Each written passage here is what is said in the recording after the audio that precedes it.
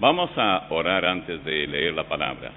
Padre, te agradecemos en el nombre de Cristo, nuestro amado Salvador, por este momento. Te agradecemos por el privilegio de abrir tu palabra y tener la certeza que no estamos solos.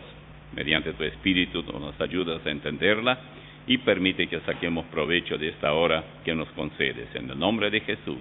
Amén. Muy bien, abran sus Biblias porque estamos en Marcos capítulo 4, pero no vamos a avanzar más allá de la parábola del sembrador, porque hay tanto para decir que yo pensé que voy a ir más allá, pero no es posible. Voy a leer el texto. Otra vez comenzó Jesús a enseñar junto al mar y se reunió alrededor de él mucha gente, tanto que, entrando en una barca, se sentó en ella en el mar. Y toda la gente estaba en tierra, junto al mar. Y les enseñaba por parábolas muchas cosas, y les decía en su doctrina: Oíd, y aquí el sembrador salió a sembrar. Y al sembrar, aconteció que una parte cayó junto al camino, y vinieron las aves del cielo y la comieron. Otra parte cayó en pedregales, donde no tenía mucha tierra, y brotó pronto, porque no tenía profundidad de tierra. Pero salido el sol, se quemó, y porque no tenía raíz, se secó. Otra parte cayó entre espinos, y los espinos crecieron y la ahogaron, y no dio fruto. Pero otra parte cayó en buena tierra, y dio fruto, pues brotó y creció, y produjo a 30, a 60 y a 100 por uno.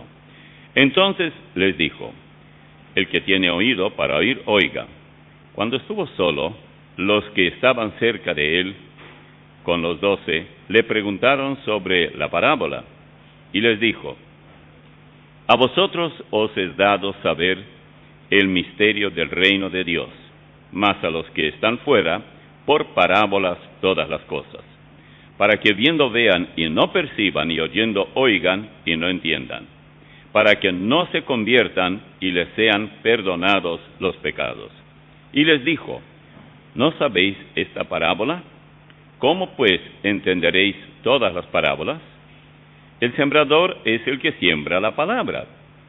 Y estos son los de junto al camino, en quienes se siembra la palabra, pero después que la oyen, enseguida viene Satanás y quita la palabra que se sembró en sus corazones. Estos son asimismo los que fueron sembrados en pedregales, los que cuando han oído la palabra, al momento la reciben con gozo, pero no tienen raíz en sí, sino que son de corta duración, porque cuando viene la tribulación o la persecución por causa de la palabra, luego tropiezan. Estos son los que fueron sembrados entre espinos, los que oyen la palabra, pero los afanes de este siglo y el engaño de las riquezas y las codicias de otras cosas entran y ahogan la palabra y se hace infructuosa. Y estos son los que fueron sembrados en buena tierra, los que oyen la palabra y la reciben y dan fruto a 30, a 60 y a 100 por uno. Esto es todo cuanto hemos leído en Marcos 4, versículos 1 hasta el versículo 20. Bien, vamos a hacer un bosquejo. Eso probablemente, no sé si creo que ustedes no tienen, pero ustedes pueden anotar en el mismo orden. Bosquejo muy general. Por ejemplo, primero, en este capítulo, todo lo que tenemos en este capítulo. Primero, el sembrador que salió a sembrar. 2, en dónde debe estar la luz. Es ya otro tema. Tercero, la silenciosa e inadvertida labor del Espíritu Santo. Cuarto, el desproporcional crecimiento de la planta de mostaza. No vamos a tocar nada de eso hoy. Y 5 y último, Jesús calma la tempestad en alta mar. Este es el bosquejo en todo el capítulo, pero nosotros solamente podremos cubrir el primer punto, el sembrador que salió a sembrar. Bueno, ¿cuántos de los cristianos salen hoy a sembrar? Qué buena pregunta, ¿no? Hay que salir a sembrar. Uno puede decir, bueno, yo estoy orando por los perdidos, magnífico. Yo estoy llamando por teléfono, es un poco mejor. Es decir, ya se agrega algo. Yo voy a invitar a la gente que venga a la iglesia conmigo a escuchar la palabra, también está bien. Salir a sembrar es completamente otra cosa. Es ir y hablar a la gente de la palabra. Esta semana vino un hermano de aquí de la iglesia, yo estoy contento que haya esa clase de hermanos aquí, y me dijo, yo fui ahí a la biblioteca de Asunción. Hay una biblioteca, me dijeron, muy linda aquí. Yo no estuve allí. Hay un salón para entrar y leer. Y lamenté tanto que no encontré nada de literatura adecuada, pero mucha revista y demás de los testigos de Jehová. Ellos siembran. Entonces le di como 9 o 10 libros, le di revistas varias de alerta, le entregué una cantidad y tuve que incluso darle una bolsa de tela porque él no tenía ni dónde meter todo esto. Y yo quiero saber luego en qué paró todo, porque me dijo que la directora de la institución dijo que traiga todo lo que quiere. Es una preciosa oportunidad. Es una de las maneras de sembrar la semilla. Nosotros sabemos de qué estamos hablando y sabemos cuán importante es. Ahora, es salir a trabajar por el Señor. Nosotros, aquí dice, salió a sembrar. Nosotros también salimos, por ejemplo, salimos al trabajo cada día los que trabajan, porque hay algunos que tienen el don de vago, esos no trabajan. Luego salimos a comprar, magnífico, si hay dinero, ¿no? Y siempre la necesidad existe. Aquí está la necesidad, y si no hay dinero, un poco en el bolsillo, no se puede ir a comprar y que aguante el estómago, ¿no? Luego salimos de paseo, salió a sembrar, nosotros salimos también, pero de paseo. Salimos a ver un partido, a mí no me gusta, no tengo ningún interés de mirar cuántos son, 20 y tantos los que corren detrás de un cuero lleno de viento y después patean y todo eso. Siempre recuerdo a aquella brasileña abuela que no entendía, miraba el partido porque el nieto la trajo, y veía que estaban pateando la pelota y todo eso, y dice, ¿qué están haciendo ellos? ¿Qué están haciendo? ¿Qué están haciendo allí? Dice. Y el nieto le explicó que un balón tiene que pasar ahí la valla, no sé dónde, y ¿por qué está aquel rapayo ahí? Que no cuide y la pelota va a pasar. Qué locura, ¿no? Así es como él entendió el juego. Lo mejor hubiera sido dejar el guardavalla que se vaya y la pelota va a pasar cuantas veces uno quiere. Bueno, pero hay personas que salen en esa dirección. Salimos de vacaciones. Hay gente que tiene tiempo y bien hecho, ¿no? Los que pueden. A mí no me gusta porque me aburre. Luego salimos con los amigos a visitar también a algunos amigos. Luego salimos a la iglesia el domingo. Muy bien, está muy bien. Pero ¿cuántos salimos a sembrar? Me voy a buscar pecadores. A ver, no levanten la mano, no hace falta. Yo sé cuántos, ninguno.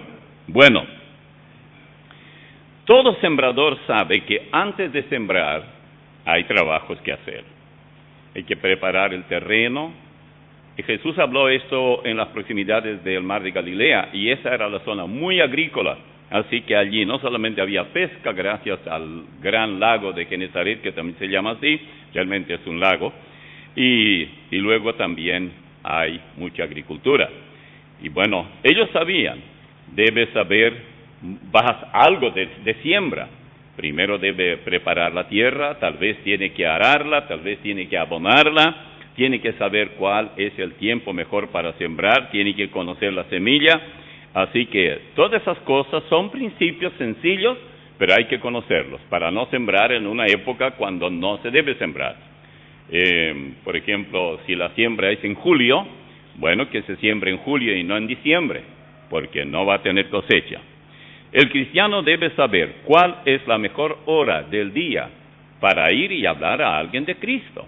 Yo no estaría aquí hoy, creo, humanamente hablando, si no existieran unos europeos que llegaron pobres sin tener nada pero salvos por la fe en Cristo, y hablaron a mis padres.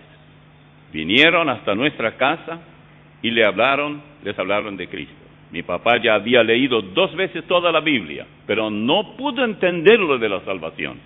Pero rápidamente entendió. Y de ahí en adelante, creo que yo tenía unos 6 años entonces, todos entendimos lo que es el Evangelio, porque alguien salió a sembrar. Y estos hombres que salieron, que llegaron a nuestra casa, la situación de ellos era tan difícil, porque no trajeron muchas cosas consigo, solamente un hacha y no sé qué más, era todo lo que podían traer. No tenían, de hecho eran pobres en Europa, la parte oriental de Europa. Cuando llegaron, por allá por 1927, o algo por el estilo, y comenzaron a trabajar, y se dieron cuenta que el mejor producto que más dinero daba era el tabaco, acá en Argentina. Y entonces ellos sabían que no van a producir tabaco, y para ellos definitivamente estaba descartado. Así que lo otro que podían vender era madera. Aserraban madera a mano. Es muy pesado el trabajo, el que lo hizo sabe. Eso sí que es buen ejercicio. Toda la camisa totalmente transpirada, totalmente. Se iban a un arroyuelo por allí, sacaban la ropa, la lavaban ahí nomás y la exprimían y todo, se ponían e iban al culto.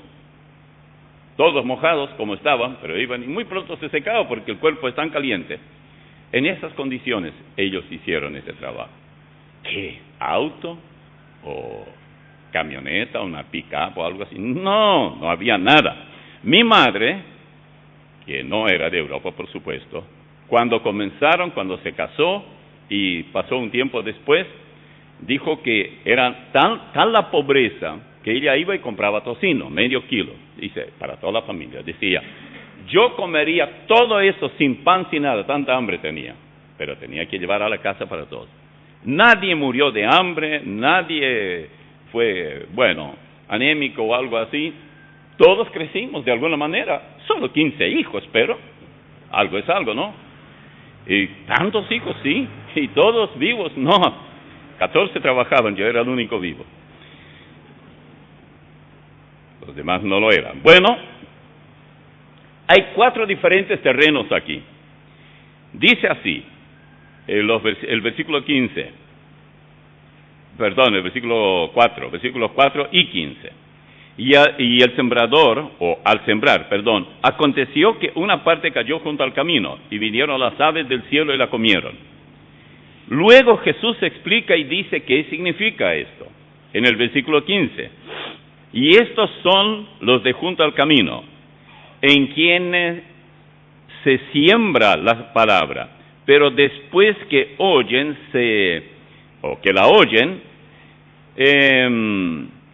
en quienes se siembra la palabra, pero después que la oyen, enseguida viene Satanás y quita la palabra que se sembró en sus corazones. Estos están los versículos 4 y 15. Las aves del cielo, como dice aquí, que vinieron y comieron la semilla, surcan el espacio. Siempre hay aves volando. A nosotros nos gusta mucho el trinar de las aves, las palomas tan lindas de diferentes colores y todo esto. Pero hay algunas referencias bíblicas que hacen comparaciones muy tristes en cuanto a las aves. Y en este caso, las aves roban la semilla que cae sobre tierra dura, muy a la vista, y es lo que él está comparando, porque todo esto hacían los sembradores allí junto al mar de Galilea, donde cultivaban sus tierras. Así que, en Génesis 40, por ejemplo, ustedes tienen todas las citas. José interpretó el sueño de 2 hombres que estaban en la cárcel, el copero y el panadero.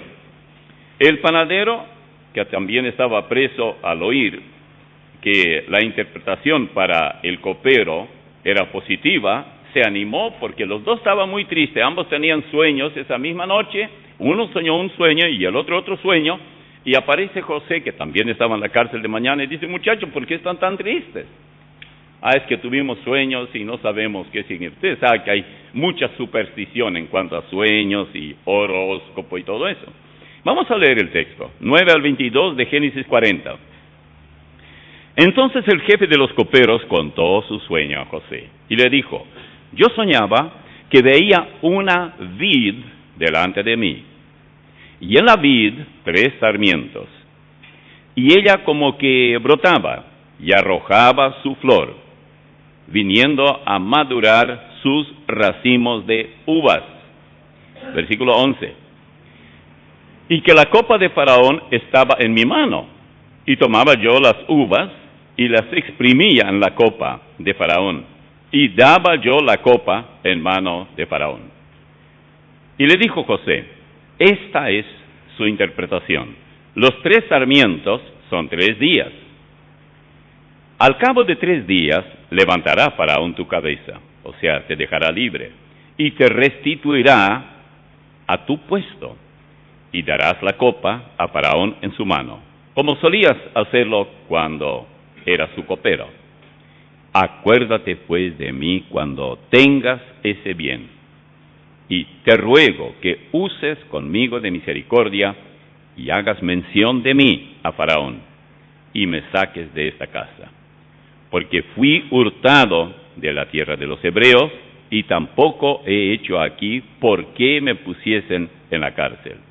Viendo el jefe de los panaderos, que había interpretado para bien, dijo a José, también yo soñé que veía 3 canastillos blancos sobre mi cabeza. En el canastillo más alto había de toda clase de manjares, de pastelería para Faraón, y las aves las comían del canasto que sobre mi cabeza. Entonces respondió José y dijo, esta es su interpretación. Los 3 canastillos, 3 días son. Al cabo de 3 días quitará Faraón tu cabeza de sobre ti, y te hará colgar en la horca, y las aves comerán tu carne de sobre ti. Habrá pensado, ojalá nunca le hubiera dicho el sueño.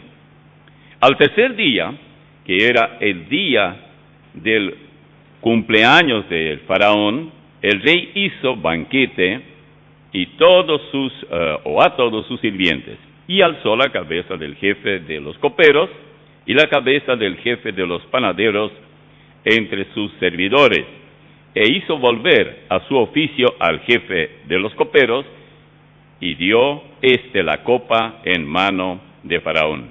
Mas hizo ahorcar al jefe de los panaderos, como lo había interpretado José.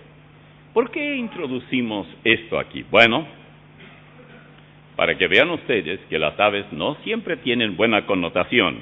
En Apocalipsis 18:2 se habla de demonios y guarida de todo espíritu inmundo y albergue de toda ave inmunda y aborrecible. Vean el texto completo. En Apocalipsis 18:1 y 2.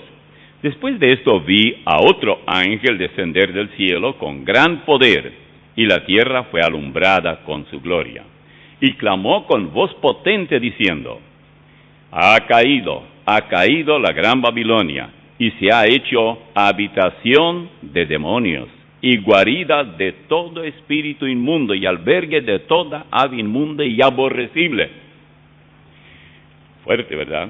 En Apocalipsis 19, 17 y 18, se extiende una invitación a todas las aves que vuelan en medio del cielo, venid y congregaos a la gran cena de Dios.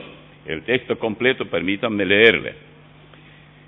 Y vi a un ángel que estaba en pie en el sol, y clamó a gran voz diciendo, a todas las aves que vuelan en medio del cielo, venid y congregaos a la gran cena de Dios, para que comáis carnes de reyes y de capitanes, y carnes de fuertes, carnes de caballos y de sus jinetes, y carnes de todos, libres y esclavos, pequeños y grandes.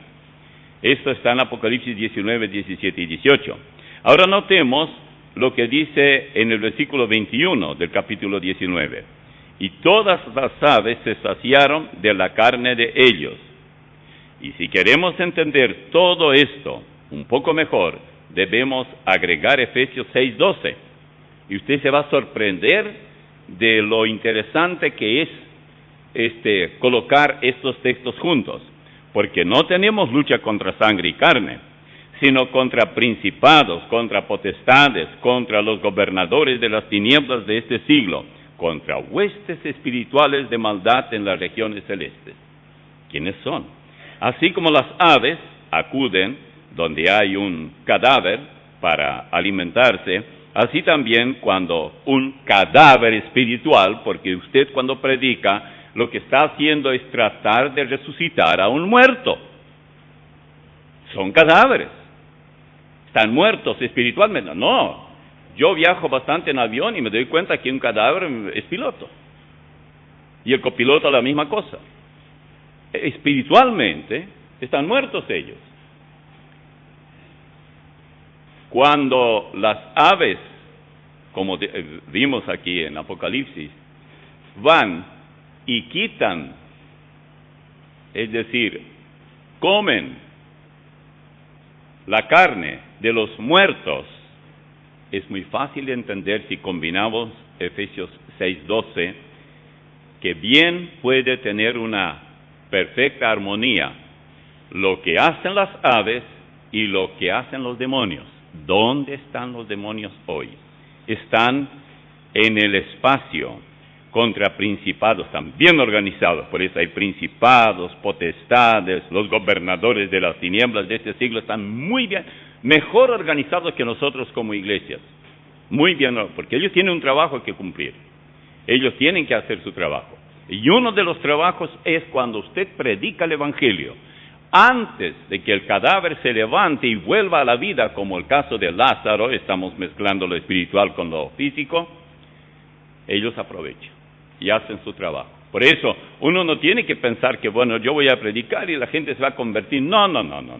La gente va a aceptar así nomás y van a ser regenerados y hoy una familia, mañana otra familia, comencé con una, ahora ya son 50, después de tanto va a ser tanto. No es posible. Tenemos a un enemigo demasiado fuerte. Por eso esta parábola tiene tanto significado. Tiene que tener todo el significado que le da la Biblia. Luego la semilla que cayó en pedregales, versículos 5 y 6, siempre de Marcos 4. Otra parte cayó en pedregales, donde no tenía mucha tierra. Y brotó pronto, porque no tenía profundidad de tierra, pero salido el sol se quemó, y porque no tenía raíz se secó. La segunda categoría entonces de los 4 terrenos es el terreno de pedregales. Jesús explica luego el significado de este segundo terreno. Por ejemplo, versículos 16 y 17 del mismo capítulo 4, él explica y dice: estos son asimismo los que fueron sembrados en pedregales, los que cuando han oído la palabra, al momento la reciben con gozo, pero no tienen raíz en sí, sino que son de corta duración, porque cuando viene la tribulación o la persecución por causa de la palabra, luego tropiezan. No se dan cuenta lo que puede venir, ¿verdad? ¿Cuántas veces nos hemos encontrado con los entusiastas, quienes parecen abrazar el evangelio con todas sus fuerzas, como si encontraran un gran tesoro, pero pronto el entusiasmo se va y esa persona no la vemos más? ¿Cuál es el problema? Bueno, no tiene profundidad de tierra, porque está la piedra. Todo resultó muy superficial. Y noten esto, cualquier persona que hace algo de sembrar, aunque no sea más que en su jardín, sabe que la semilla necesita 2 elementos que usted muy probablemente no puede proveer. Usted puede proveer si son 2 o 3 plantas, pero si usted siembra miles de hectáreas, tiene que depender totalmente del Señor. Es el agua, tiene que mandar la lluvia, y el sol, el calor. Hay cierta temperatura que la semilla necesita para germinar, si no, no va a germinar. Esa es la razón por qué en cierta época se siembra y no en cualquier momento.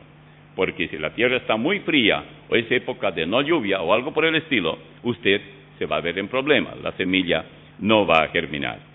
Bueno, cuando hay poca tierra y luego hay piedra, es muy fácil que se humedezca esta poca tierra y también se caliente, porque hay muy poca.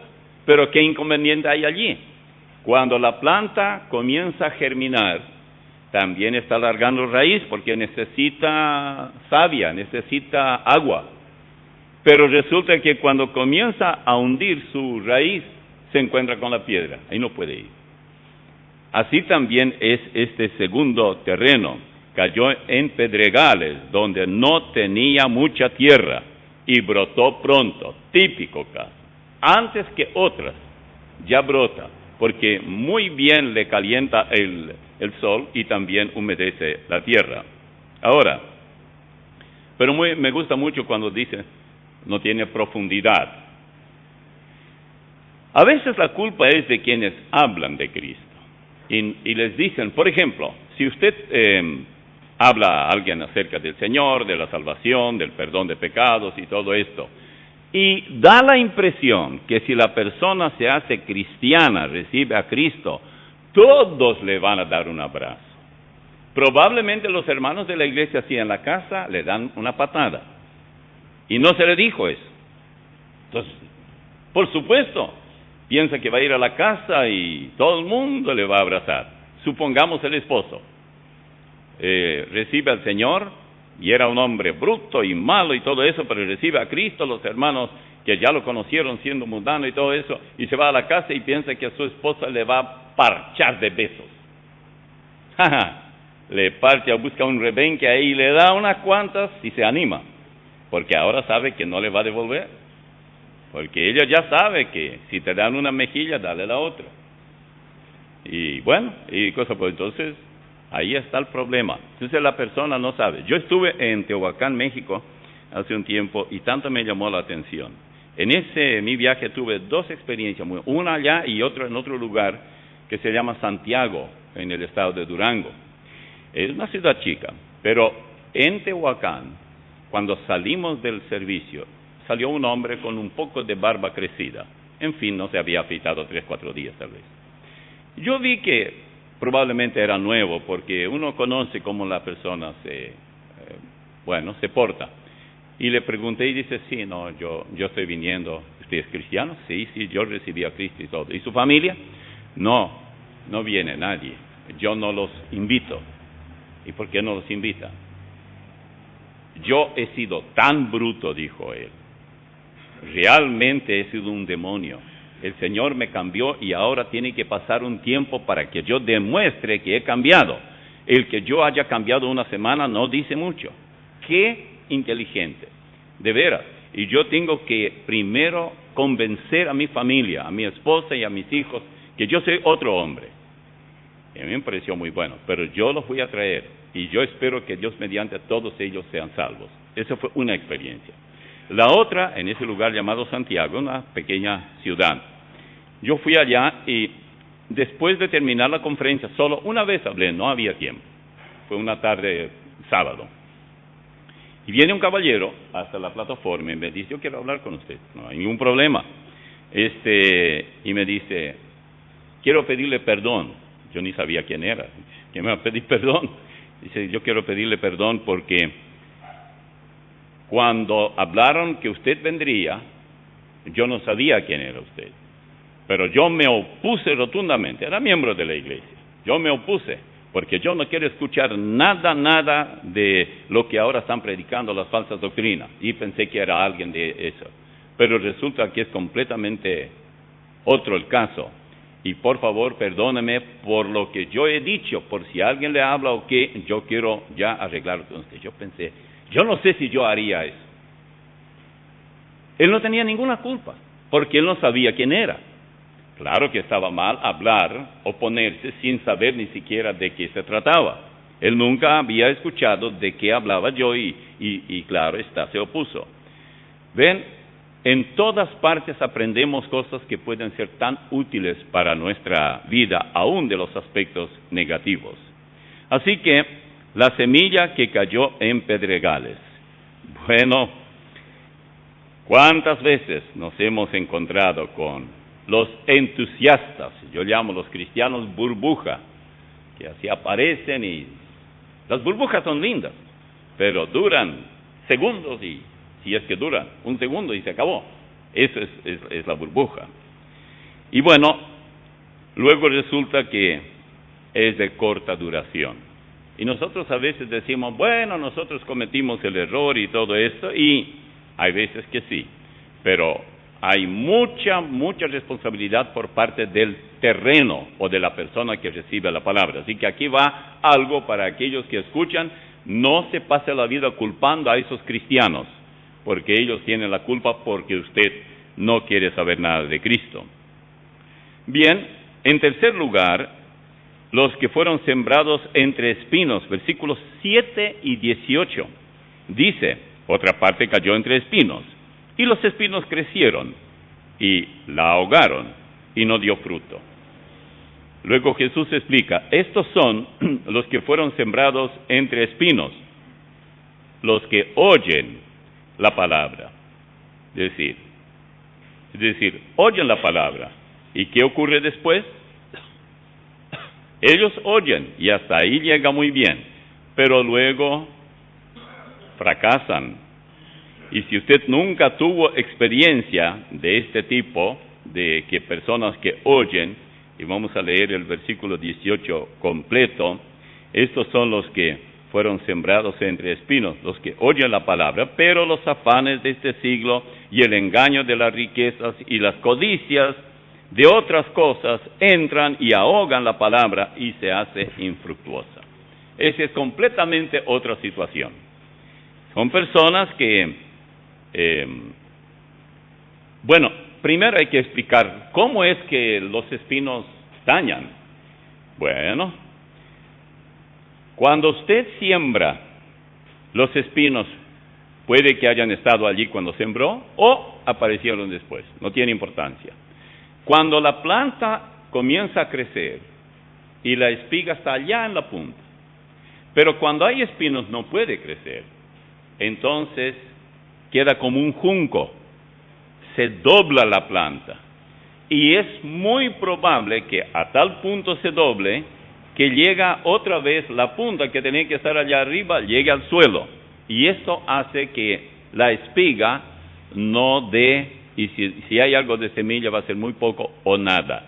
Simplemente se ahoga. Se usó la palabra, que yo no sé si es correcto, pero de cualquier manera es una situación que la planta no puede dar, frutos, por decirlo así, semillas. ¿Por qué? Porque no puede levantarse debido a las espinas que están allí y vuelve a neutralizarse. Y él compara esto con aquellas personas que codician cosas materiales, que no pueden deshacerse de eso. Y hay muchos cristianos así. Ellos creen que el Señor los salvó, que el Señor los perdonó, y yo no voy a discutir eso es cosa. Aquí no estamos hablando de eso solamente, sino del fruto. ¿Hay o no hay fruto? Y veremos que la cuarta categoría es la única que da fruto, no en igual cantidad, pero en proporción correcta. Habla de 30, 60 y 100 por uno. Usted sembró una semilla, y esa semilla germinó y creció, y luego la espiga dio 30. Magnífico, es todo lo que pudo. O 60 o 100 semillas. Así ocurre también en la vida de cada cristiano. Ahora, el hogar en el campo espiritual, las riquezas materiales es uno de los problemas. Es tan difícil que una persona cristiana que prospera, que oyó el evangelio, aceptó y todo, que esa persona derive proporcionalmente lo que le corresponde para la obra. Es muy difícil. Es casi imposible encontrar a esa gente. El deseo de tener siempre más y más está en nosotros. Somos nosotros los que tenemos que ver en qué voy a invertir. Y si invertimos solamente en lo terrenal, algún día nos bastará 1 metro y algo de ancho y 2 metros de largo. Y 1,5 de fondo. Es todo. Con eso basta. ¿quién era? ¿No era Dostoyevsky o quién era el que escribió una novela y habló de un rey que le dijo a sus empleados y así y todo, que les va a dar todo el campo que ellos recorran en un día, corriendo, a la salida del sol hasta la puesta. Vayan, corran. Bueno, entonces uno corría y corría y corría, y un poco más, veía el sol, que ya un poco más, pues tiene que llegar hasta el punto de salida, y siempre un poco, y un poco más, y un poco más, y cuando llegó, cayó desplomado. Era el que más recorrió. Qué bueno que le sirvió, ¿no? Entonces después llevaron para sepultar, y uno de los sepultureros dijo, y pensar que con tan poco terreno le bastaba. Pero de esto nos daremos cuenta, yo creo, nosotros, recién cuando estemos con el Señor. ¿Por qué no hemos invertido más en el lugar muy seguro, donde no hay ladrones, no es el Banco Nacional, ni de Fomento, ni del Bank of America, ni Chester Bank, o no sé cuándo, no, nada de eso, es en el cielo. ¿Y cómo depositamos allí? Usted dice, yo no tengo nada que depositar. Sí, Señor. Ahí la ventaja que hay, que podemos depositar allí al buscar a los perdidos. Y usted no tiene que tener nada más que lo necesario para el autobús, si es que no le roban. Y entonces es todo lo que usted necesita. Y va y habla con alguien de Cristo. Usted está haciendo un depósito imperecedero. Y usted no puede calcular lo que le devenga todo esto, la cantidad que usted recibirá como recompensa. Y por último, pero de los que estuve hablando recién, ellos suelen ofrecer siempre ayuda a la obra, y lo que yo encontré aquí en Paraguay, que no estoy acostumbrado a eso, me estoy acostumbrando, es que casi la totalidad de la gente que ofrenda no quiere recibo. Bueno, no es así en Estados Unidos, porque lo que se dona a una iglesia organizada correctamente, reconocida, tiene personalidad jurídica, luego cuando declara sus impuestos, parte de lo que donó a la iglesia, a la escuela, a los bomberos, al hospital, todo lo que es sin fines de lucro, recibe cierto reconocimiento. Hay un cierto porcentaje que como si pagara impuestos. Entonces, en relación a su ingreso, no le cobran tanto impuesto. Esta es la razón por qué no son anónimos. Pero acá, como no existe esa ventaja, que debería de existir, creo yo, pero no existe, entonces los hermanos, muchos, yo diría el 90% por lo menos, o más, no quieren recibo. Y muchas veces no colocan ni siquiera el nombre. A mí me da pena. El otro día un hermano trajo una cierta cantidad de dinero que se necesitaba, entregó a las hermanas que reciben, y digo, y por lo menos no dejó el teléfono, pues yo le llame y le agradezca, ¿no? Bueno, está bien.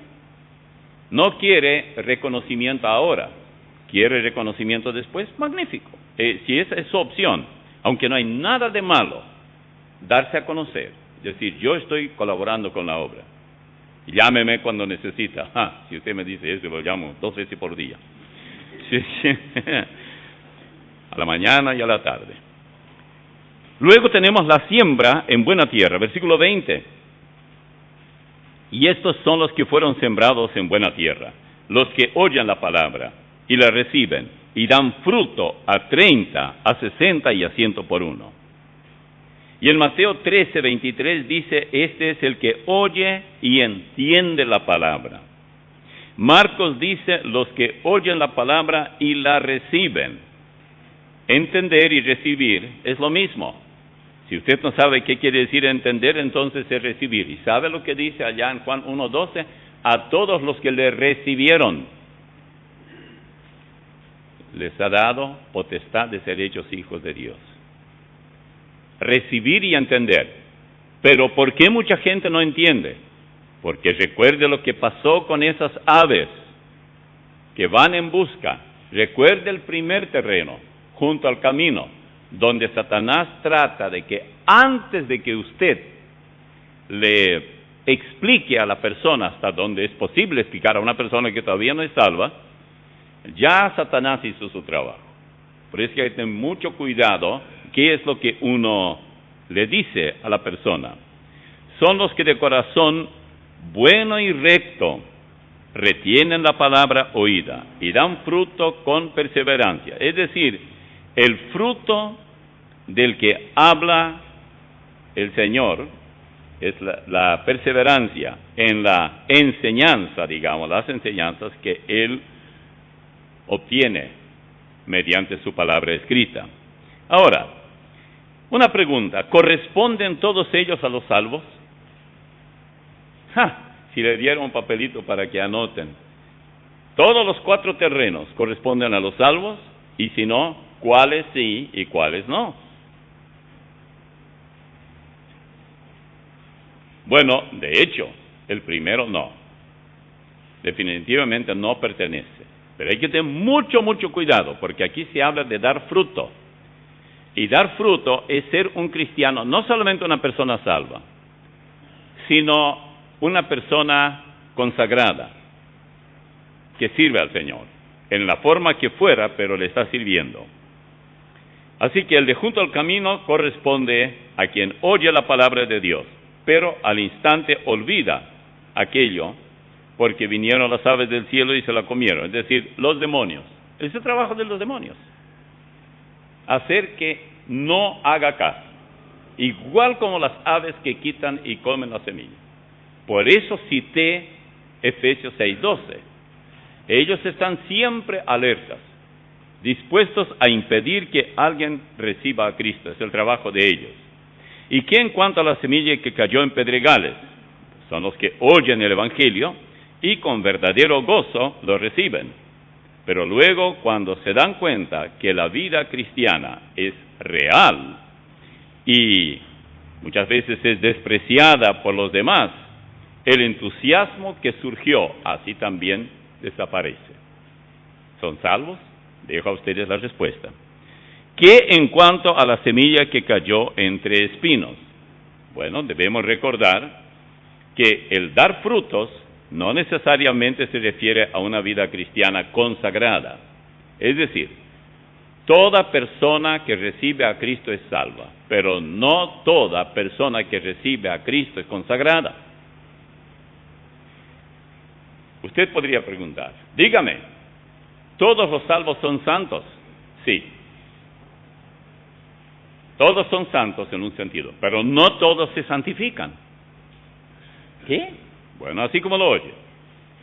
Cuando el Señor le salva a usted, le hace santo en el sentido que usted ya nunca más tendrá que temer que algún día irá al infierno, porque Él le libró del infierno. Santo es separado, Él le separó de la condenación eterna. Olvídese de eso, usted no será condenado.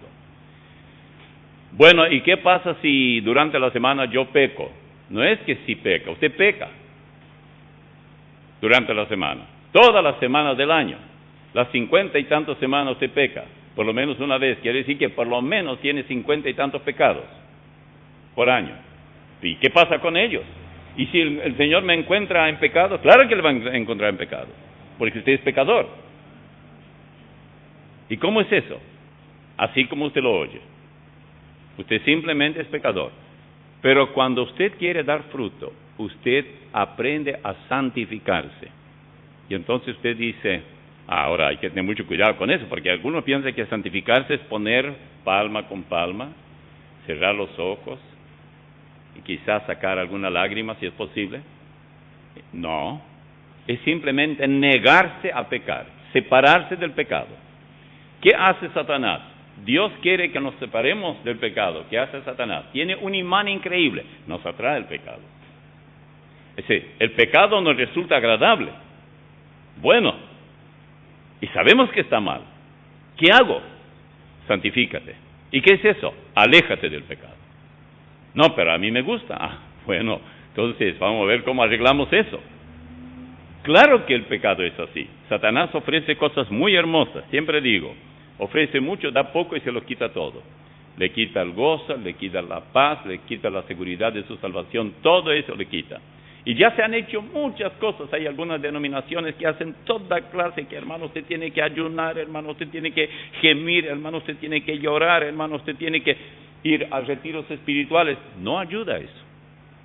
Usted simplemente primero tiene que saber que usted ha sido perdonado, número 1. 2, que usted tiene vida eterna.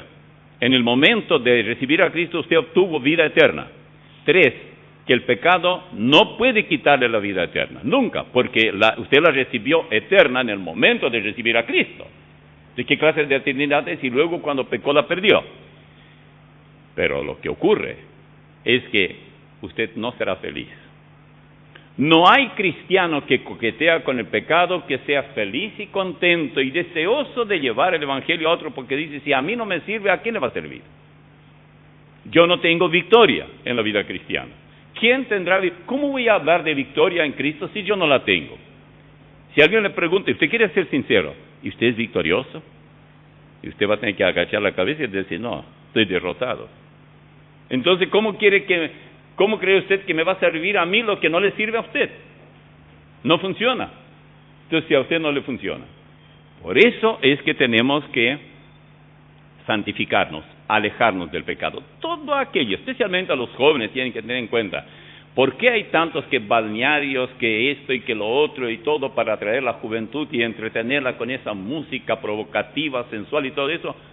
Para fomentar el pecado, porque el mundano que tiene esa industria de pecado, la fábrica de pecado, él sabe que es muy difícil que un joven, muchacho o señorita, se santifiquen. Esa no es la tendencia natural ni siquiera del cristiano. El cristiano quiere, pero no es esa la tendencia. En realidad, si hay un demonio que trabaja con un inconverso para que no reciba a Cristo, hay 3 que trabajan con un cristiano para que no se santifique. Entiéndame.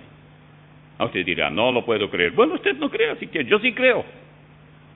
Ah, no, pero entonces usted se enseña a sí mismo. En primer lugar me enseño a mí mismo y luego le enseño a usted también. Hay muchos que cuando comparezcamos ante el tribunal de Cristo nos pasará la famosa declaración de Pablo en 1 Corintios 3:15. Nunca olviden este texto.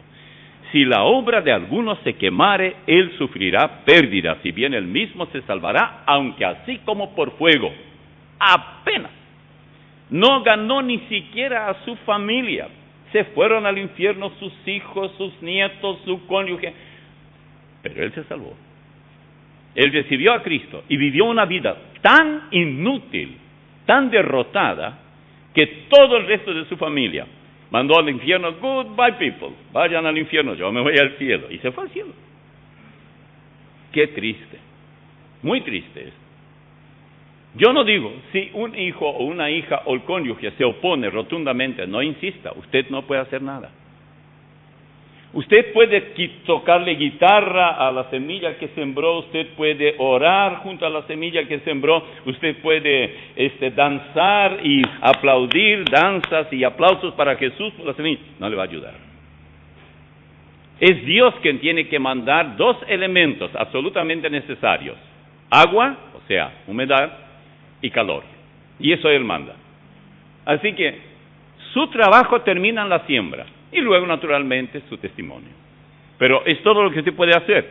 El agricultor va y siembra. Y si le sale mal, ¿qué va a dejar de hacerlo? No, va a volver a sembrar el año que viene. Si le sale mal, el tercer año vuelve a hacerlo otra vez. Y al final, usted no desmaye si lo que usted ha hecho o ha hablado a alguien no dio resultados. Algún día va a dar. Ahora, entonces, ¿con quién nos quedamos? Entre Mateo y Marcos parece haber una seria contradicción. Si nos fijamos en Mateo 13:13 y Marcos 4:11 y 12. Por eso les hablo, Mateo 13:13, por eso les hablo por parábolas, porque viendo no ven y oyendo no oyen, ni entienden.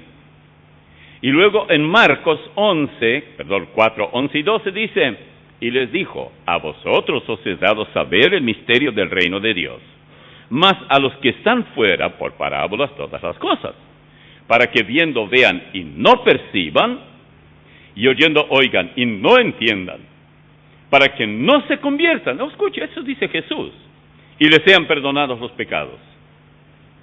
Según Mateo, porque viendo no ven, pero según Marcos, para que viendo. Hay diferencia porque y para que viendo vean y no perciban.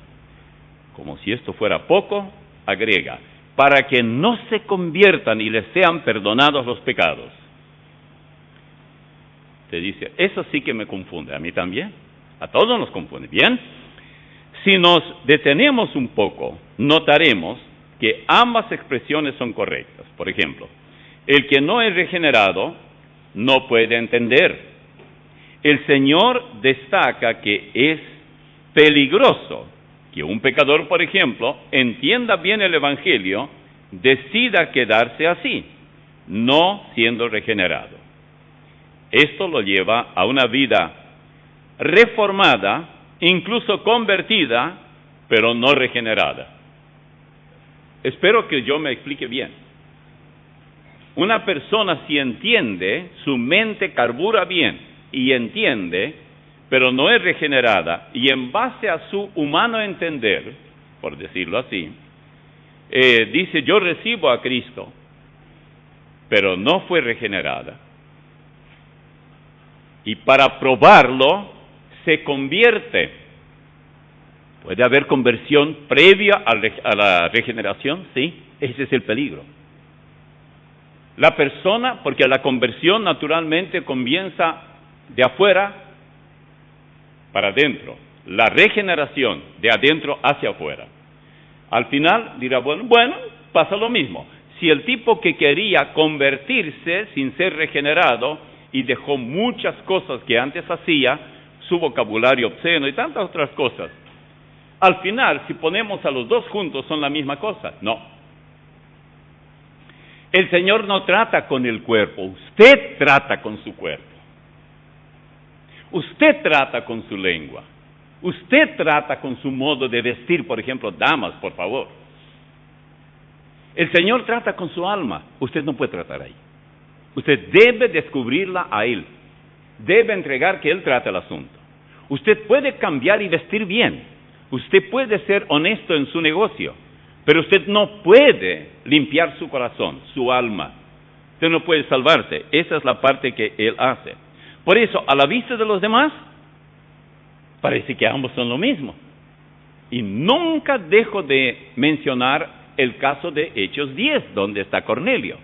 Ese hombre fue convertido, pero no fue regenerado. Recién cuando Pedro fue para hablarle del Evangelio. Pero él ya era tan convertido que cualquiera de nosotros diría, ese sí que es el verdadero cristiano. Pero no era. Si usted lee el capítulo 10, los primeros versículos, lea todo el capítulo, es bien largo, hasta que Pedro vino y le habló de la necesidad de la regeneración. En cuanto a Marcos 4, 11 y 12, donde dice, para que viendo vean y no perciban, y oyendo oigan y no entiendan, para que no se conviertan y les sean perdonados los pecados, eso es fuerte. Permítanme decir lo que yo veo en esto. Para eso nosotros, sin falta, tendríamos que ir a Mateo capítulo 16. Y si vamos al capítulo 16 de Mateo, allí encontramos un texto que uno diría, no tiene nada que ver con lo que estamos hablando. A ver si no tiene nada que ver. Vamos a ver.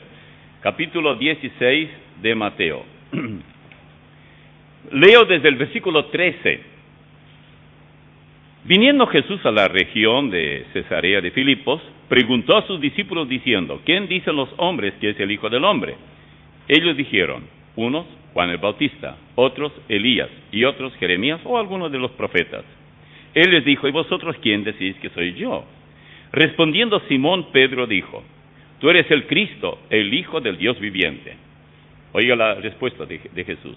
Entonces le respondió Jesús, bienaventurado eres Simón, hijo de Jonás, porque no te lo reveló carne ni sangre, sino mi Padre que está en los cielos. Vamos a parar allí, no tiene importancia lo que sigue para lo que estamos ahora considerando. Mucho antes de que Pedro dijera esto, los demonios ya habían dicho, tú eres el Hijo del Altísimo, ya lo habían delatado, él no permitió. Pero los demonios no fueron convertidos, y sin embargo sabían quién era él. Una persona no salva puede perfectamente, igual como los demonios, decir, yo sé que Cristo es el Salvador y todo, y si quiere le voy a decir de tus hermanos cristianos de esa iglesia bíblica misionera, yo conozco a tal y cual familia, mi familia y yo mismo somos mucho mejores. Tiene razón. Pero ¿sabes cuál es el problema? Él solamente obtuvo lo que los demonios pueden hacer. Y es reconocer que Jesús es el Cristo, es el Mesías. Pero no pueden ser salvos, no hay salvación para ellos.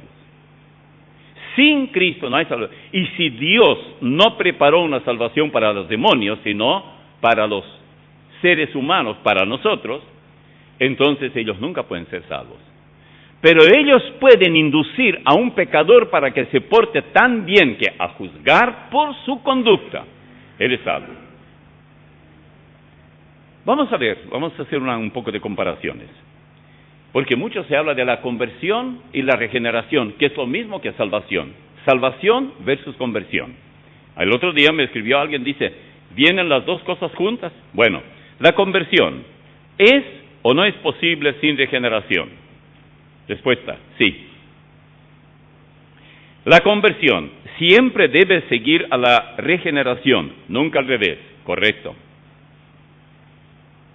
Hay muchos pecadores verdaderamente convertidos, pero no salvos. La conversión primero y la regeneración después es el método humano.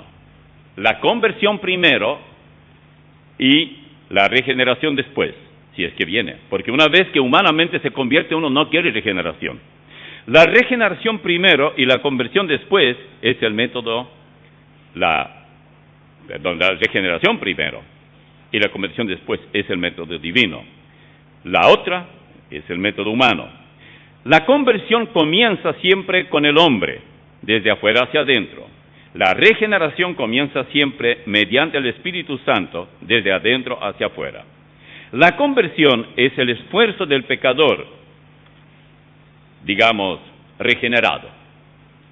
La conversión correcta es el esfuerzo del hombre ya regenerado. Usted tiene que hacer el esfuerzo. La regeneración es la obra divina en el pecador para que éste ahora pueda convertirse. Si quiere, no todo se convierte. La regeneración es instantánea, ocurre una vez y en el momento de recibir a Cristo. Igual como el nacimiento físico. La criatura nace. La conversión es progresiva. El pecador salvo, en el instante, tiene la oportunidad de convertirse, razón por la cual, así que arrepentíos y convertíos. El arrepentimiento abre la puerta a la regeneración y la conversión viene después. O sea, la regeneración abre la puerta a la conversión para que sean borrados vuestros pecados.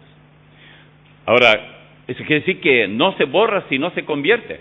Espere un poco. Todos sus pecados son borrados el día que usted es regenerado. Pero cuando dice para que sean borrados vuestros pecados, son los pecados que usted sigue cometiendo. Y usted me dice, no, yo no peco más. ¿Y cómo es que yo le veo acá? Usted tiene que estar 6 pies bajo tierra. Es decir, su cuerpo. Y usted en el cielo. Luego dice Pedro, a vosotros primeramente Dios, habiendo levantado a su Hijo, lo envió para que os bendijese, a fin de que cada uno se convierta de su maldad. Eso es trabajo nuestro. La conversión es trabajo de uno, no de Dios. Dios nos ayuda. Si queremos pedir ayuda, no hay problema. Pero si usted dice, ay, que yo no puedo dejar eso, usted es mentiroso, comete otro. Aparte del pecado que usted dice que no puede dejar, lo puede dejar. Y si usted insiste que no puede, tal vez nunca fue regenerado. Pero usted fue salvo el día que fue regenerado. La conversión es totalmente, humana. El pecador debe ir cambiando. No es de golpe. Igual como el bebé que nace, usted no es que, nació el bebé, sí, nació. ¿Y cuánto pesó? Bueno, pesó 2,5 kilos. Bastante grande, ¿no? Y al día siguiente, ¿cuánto tiene? 80 kilos. ¿Qué le parece? No hay tal. Pasarán muchos años y va a tener que ir aumentando y ojalá no aumente demasiado. Veamos lo que pasó en Listra, capítulo 14, versículos 8 en adelante. Y cierto hombre de Listra estaba sentado imposibilitado de los pies, cojo de nacimiento, que jamás había andado. Este oyó hablar a Pablo, el cual fijando en él los ojos, y viendo que tenía fe para ser sanado, dijo a gran voz, levántate derecho sobre tus pies. Y él saltó y anduvo. Entonces la gente, visto lo que Pablo había hecho, alzó la voz, diciendo en lengua licaónica: dioses bajo semejanza de hombres han descendido a nosotros. Y a Bernabé llamaban Júpiter, y a Pablo Mercurio, porque este era el que llevaba la palabra. Y el sacerdote de Júpiter, cuyo templo estaba frente a la ciudad, trajo toros y guirnaldas delante de las puertas, y juntamente con la muchedumbre quería ofrecer sacrificios, es decir, a esos hombres. Cuando lo oyeron los apóstoles Bernabé y Pablo, rasgaron sus ropas y se lanzaron entre la multitud dando voces diciendo: varones, ¿por qué hacéis esto? Nosotros también somos hombres semejantes a vosotros, y os anunciamos que de estas vanidades os convirtáis al Dios vivo, que hizo el cielo y la tierra, el mar y todo lo que en ellos hay. ¿Vieron la palabra que usó? Convirtáis. Ustedes tienen que convertirse. Era deber de ellos, de esas vanidades. Mucho de esto podríamos hablar acerca de cuán importante es que entendamos la diferencia entre la regeneración y la conversión. Yo sé que muchos no están de acuerdo conmigo, y yo les respeto todo lo que ellos digan, pero que me expliquen entonces. ¿Cómo me van a explicar?